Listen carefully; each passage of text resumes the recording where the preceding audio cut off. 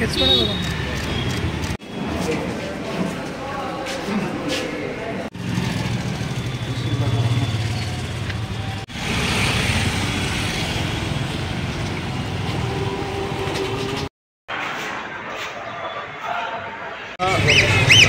Youth federation, উপজাতি যুব federation কেন্দ্রীয় কমিটি 4 দফা দাবি নিয়ে চেয়ারম্যান টিচার্স রিক্রুটমেন্ট বোর্ড ত্রিপুরার নিকট আমরা দ্বারস্থ হচ্ছি।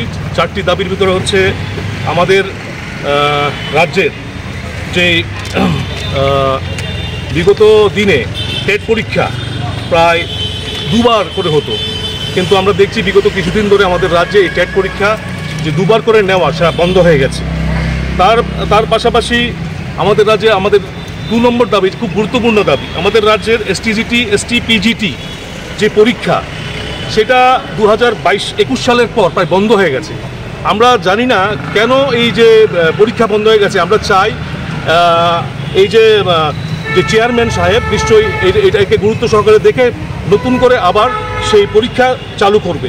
টেট এক্সামিনেশন আমাদের রাজ্যে প্রতি বছর হয়, কিন্তু আমরা দেখেছি গত 27শে এপ্রিল আমাদের রাজ্যের যখন টেট পরীক্ষা হয়, উপজাতি অংশের যে যুবক যুবতীরা পরীক্ষা দিয়েছে, তখন আমরা দেখতে পারলাম একটা প্যানিক ক্রিয়েট হয়েছে কি উপজাতি অংশের যুবক যুবতীদের জন্যে যে রোমান স্ক্রিপ্ট দেওয়া উচিত, ওইখানে পরীক্ষার জন্য সুবিধা করে দেওয়া উচিত, এইখানের যে কর্তৃপক্ষ থেকে কোনো বন্দোবস্তপনা করেনি। আমরা চাই রোমান স্ক্রিপ্টের বন্দোবস্ত এবং বাংলা স্ক্রিপ্টের বন্দোবস্ত উভয়ই যেমন থাকে আমাদের রাজ্যের যে কোনো পরীক্ষার ক্ষেত্রে।